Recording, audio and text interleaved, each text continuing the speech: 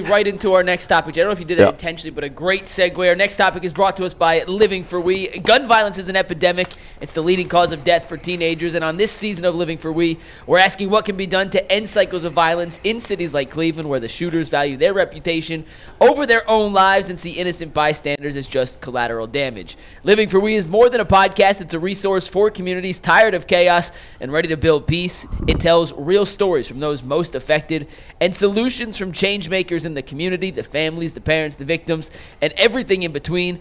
The mission is simple: empower communities to create safer neighborhoods free from gun violence by highlighting local heroes, connecting resources and solutions, and building bridges through honest, community-driven dialogue. You can find new episodes every Tuesday wherever you get your podcasts, and you can watch full episodes by searching for Living for We on YouTube. Boy, you mentioned this in your intro in our shotgun reaction, but the Browns obviously made the trade on Thursday, going from 2 to 5, picking up that extra 2026 first-round pick. We thought it would be extra ammunition to get a quarterback. Then they drafted Gabriel and Sanders in the 2025 draft. So what do you make big picture of the Browns' strategy at the quarterback room now as they still look to find their first real franchise quarterback in a long, long time? Now, listen, if one of these quarterbacks happens to work out, and I don't know that we'll find that out after 1 year, but the Browns on some level are going to have to make a decision on that after 1 year, then they could always use those picks to get two excellent players at other positions. That would be a good problem to have. Right. It just seems like such a weird move. And I get what everybody's saying. Well, it's only 3 spots, but those 3 spots felt big because the guy you could have had at 2 versus the guy you had at 5, one seems like more of a dynamic game changer than the other guy who's a defensive tackle. So, but anyway, in terms of what they did specifically at quarterback, obviously the whole process was weird because first they made it seem like they weren't going to draft a quarterback at all by making that trade. It felt like they were passing on next year. Then they took Gabriel, which was completely out of left field. His name was never mentioned. Nobody thought about him at all. Jason said it felt like an analytics pick, which was weird because everything else they did was anti-analytics. Drafting off-ball linebackers, defensive tackles, and running backs. That's anti-analytics all the way. And then they get Shedeur. Then Sanders fell in their lap. Whoever drafted him, but it's great value at that point. So it was a weird. It ended up being really strange the way it happened. Can I ask a question here? And we haven't talked about this. I've asked this of several of my Browns fans, friends, and people in the media. How many quarterbacks are the Browns going to keep? 3. Okay. Yeah. Can you name them? I think you could. What's funny is I was thinking about this all weekend. Who's the most likely to be out of here? Because this is where the rubber meets the road. I could make a case for any of the 4 being gone. I know. I'm going to infuriate all of you. You're going to say Flacco's gone? Yeah. On April 28th at 11:42 in the morning. I mean, we have an entire. If that happens, gentleman's punt. 100% gentleman's punt. What more evidence do you need? Well, listen, I already think it is. But if you have Flacco as your quarterback, we saw how he can elevate all boats with his tie. Why would you want to elevate the boat?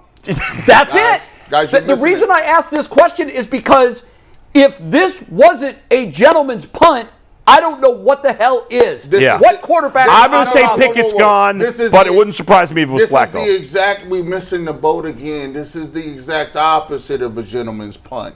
You brought in every different rainbow of quarterback you can find.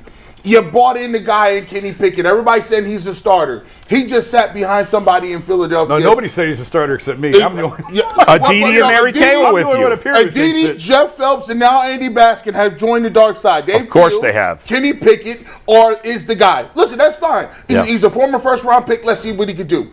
Joe Flacco, when he was here, he was electric. We can't deny it. They went to the playoffs. He may be older, whatever. Was on pace for 27 interceptions that year. There you go. That might be true, too. Yeah. So now you brought in... That might be. It is true. You brought in 2 rookies that are both going to be hungry.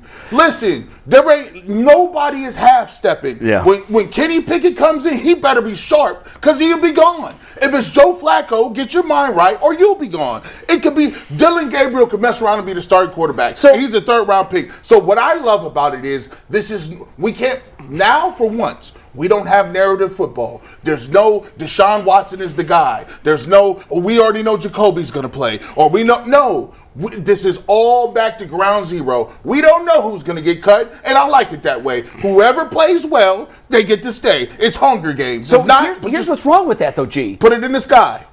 Typically, the Browns haven't played quarterbacks. They're starting quarterback in the preseason. I only ask this question because I do think they don't have a starting quarterback. They don't. We don't. If we're going to do ridiculous exercises like grade the draft, throwing darts in the dark, let's just do another one. Let's all of us put the 3 names down that are going to be on this roster. I say Pickett's gone. He said Flacco. I say Flacco's gone.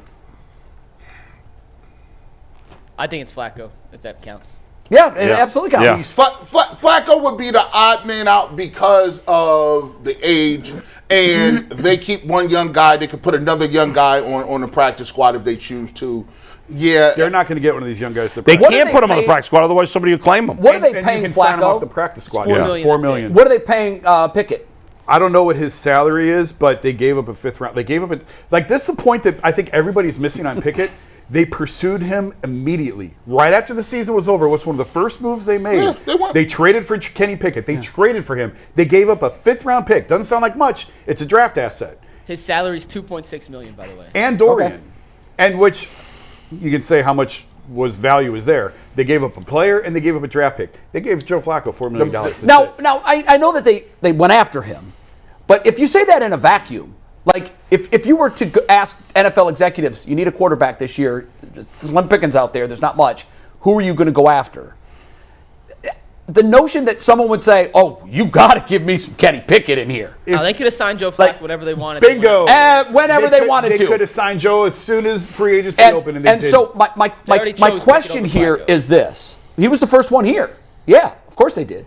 My question on this, if you want to go that way, and that's fine. You cut Joe Flacco. I don't care who gets cut. This is what I care about. You can recoup a pick for him. I hope you can trade him.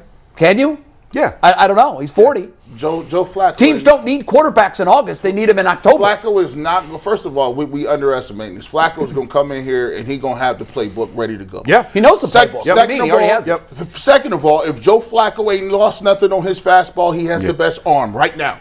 Dead or alive, 41. Okay, so then who else gets cut? The problem is Joe might win them 1 or 2 games that they don't necessarily need. That's to another win thing. Right now. That's a whole nother can of worms. But my thing is this.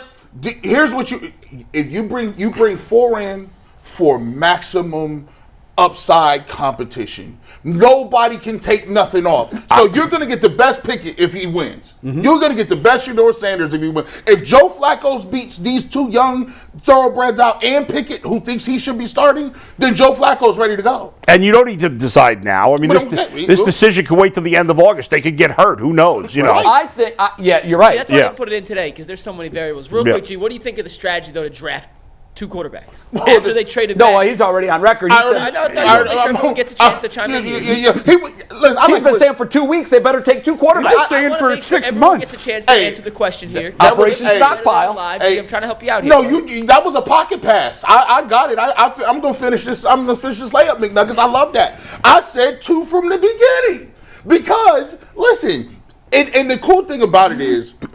They drafted 2 and used no assets. I went back to the RG3 Kirk Cousins thing, right? Kirk Cousins, a guy who we wanted. People flipped out when they said the Washington, at the time, Redskins, just traded, and they traded multiple picks to get RG3. Mm-hmm. Massive haul. Then they went, I believe, in the 4th round and took Kirk Cousins as well. And people was like, well, dude, that could have been a playmaker we had for RG3. How are we going to take 2 quarterbacks? The reason I love taking 2 quarterbacks is, 1, you only did it at 3 and 5. So if you miss, who cares? Also, you got a person at an extreme discount. And when you look at Shedeur Sanders, I'll take that every day and twice on Sunday. He 1st round grade, 2nd round grade at worst. You get him in the 5th round. And I like the fact that, look, the Cleveland Browns, and Jason said it, Jason's been saying this for a while. The Cleveland Browns be drafting to get backups. I think that they wanted to draft DTR as the complete backup. They wanted DTR. Well, when you're paying your Deshaun what you are, you need a cost-controlled backup. They wanted Dorian to be the long-term backup. So now, if they're looking, see the Cleveland Browns, worst come to worst, if Shedeur ain't crazy or Dillon Gabriel ain't crazy and they don't see it as a starter, they still have those guys. they still have those guys to say, okay, well, listen, we don't like one of y'all as a starter, but you're a cost-effective backup. We like you like the system. And you still could get a quarterback next year. So for me, keep swinging for the fences. This can only be upside. It could only be upside. There's no downside to having 2 quarterbacks, especially when you got a veteran who you know can go out and perform, and another guy that you like that you traded for. I've been telling you guys since October, the focus is the dome. The focus is 2029 and the dome. Yeah, that's and good for fans. You have to have something. You have to have an appealing that's product shitty for on the field by 26, 27. 2025 doesn't matter, guys. Yeah. And every time I say it, everybody yells at me. But I'm telling you, what more evidence do you need? This is a season of transition. If you look at this year, I have been looking at 2025 as this transition year. If you look at it through that lens, everything they did makes perfect sense. You go from 2 to 5, you get an extra 1 for next year to go get a quarterback. You take 2 in the meantime, low risk, high reward, and you have to play them, by the way. Like, they have to play. If they're on the roster, there is no sitting. Whoever it is, Pickett, Flacco, week 1. You got to know about them. You have got to, and it's the same thing I said about Dorian last year. You have to figure out what you have. Because if you ran into something, you got lucky, great. And if you didn't, you're going to be bad enough to be in position to go get what you need. But you have to play them. So they're going to play, like, early. Yeah. They have to. Sure. The coach wants to win, though, Jason. Of course. Coach is not coaching to lose. The coach wants to win. The players want to win. Yeah. But they are not setting up the team that way. Of course They're not. When you have an offense that looks like this, Their very first move in the draft. how many let points you know did that. they average last year? 15. I think, was it last in the NFL? I think it was. I think it So- was and close, they- but in and the 30 last seconds? 5-6 weeks, they were like sub 10. And it's hard to. And they traded down, and their top 2 picks were defense. What does that tell you? Just look at the board. No, of course Kevin wants to win every game he coaches. Of course. Those players are out there busting their ass every week. They want to win every game that they play. But the way that tanking or gentleman's punt, whatever you want to do, the way that it's set up is when you manipulate the team so that you don't have the pieces that you need to compete. That's how you do it. And that's what they're doing. And it's okay. I'm sorry. It's okay. For 1 year, It's only okay. It's what you have to do. Well, to be fair, Jason, I get what you're saying, but the Browns have done it twice in a decade Yes, now. that's why it's not okay. Which no other team has done, and it didn't work the first Yes, time. that's why and it's so not it's okay. okay if it works, Yeah, but there's no reason It to is believe what it they're will. doing. last And it's week. undeniable They at this haven't point. done it since 2018. They spent Okay, 7 I years know trying that, to win, but and it didn't work. And Deshaun wrecked everything. That trade Yes. wrecked everything. They have no other choice than to go this route. Agreed. Yes. No other choice makes sense. I've been telling you Now- guys for months. What is the plan? Where is the North Star? Where is the ship headed? They just showed you where it's headed. And I agree with that. You've been saying it for a long time that that's what they should do. Here's the problem with that, and it's the point you brought up. If a team has to do that once every 15 years, I get it, even though some teams never do it. But if it has to be done to get to where you want to go, I'll walk through the coals. Yeah. I will, if there's paradise on the other side. But here's the problem. This fan base has walked through those coals. I totally agree. And there's not paradise. Yeah. And then we're in purgatory for a few years, Yep. and we're teased with what could be, Yep. and that's blown up. And then we're saying, okay, wash, rinse, repeat. Let's walk through those Yep. coals again. And the problem that I have with it is, it's the same regime that walked us through it last time, so hear I ya. have no confidence they're going to That's get it right. right this time. I'm not pushing back on any of I that. know. You had 7 years. You had a 7-year contention window. You got 1 playoff win out of it. Not enough. They have, of course it's not. They have, when you look at the board though, when you look at the chess pieces and what they have and where they're at and the cap and the trade and all that, they had no other choice than to do what they've just done. It makes perfect sense when you look at it through that lens. It's like flailing around with Flacco and trying to compete and trying to piece this thing together. It doesn't make any sense. There's too many holes. It's not realistic. What they're doing is the way they have to go. Nobody likes it. I'm not sitting here at like, yes, they're going to suck next year. That's great. Nobody's saying that. You just have to be realistic about where they're at. Well, the problem too is the Browns are a very cocky organization. There is, and there's this air of we know better than you and you don't know anything, and they've accomplished nothing. And I will say the frustrating part about that, yes, if you take your emotion out of it and just use your brain, what you're saying is absolutely right. Obviously, they got to get a quarterback. Nobody wants to hear it, though. But I get it. nobody wants to hear it. totally get And it. there is a percentage of the fan base, and maybe we don't spend as much time with these people because maybe they're not as diehard as the people that are sending us emails and stuff like that. But there's definitely a percentage of the fan base that I think we kind of ignore in the media where they're not thinking about the big picture all the time, right? And they just want to go to the game and see the team be competitive and have fun. I'm sure, the diehard Steeler fans that are on social media hate it that the Steelers are competitive every year, but they know they're going to lose in the first round. But I bet you there's a percentage of the Steeler fan base, a third, 40%, that is like, I got a fun team to watch every year. And I have week in and week out, too. I have a friend who's not a diehard sports fan, but he's a Steelers fan. And he's like, yeah, I like I have fun watching them play every year. I want to touch on one thing you said. Yeah. I know Mike wants to move on. Yeah. There's a buddy of mine I've golfed with from time to time. Mid to late 60s. Yeah. He's done very well for himself in life. Highly successful. Used to work for one of the teams in town in a corporate type role. Very invested in sports. And he texts me all the time. He said, I just wanted one Super Bowl before I die. Mm-hmm. And I'm never going to see it. And those are the people that I feel awful.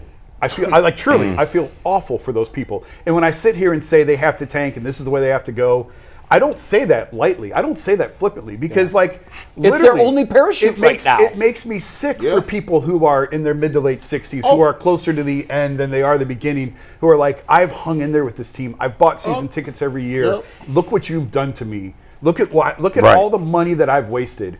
My heart goes out to you guys, man. Like, truly, legitimately, it does. And yeah, it does feel like it's Groundhog Day and they're just rinse, repeat, and here we go again. But I don't see what the alternative is. Because of their screw-ups. They have to keep... Yes, I want to throw one more wrinkle into this equation because you're absolutely right. The older among us, and by the way, we're all closer to the end than we are at the beginning. Everybody on this panel.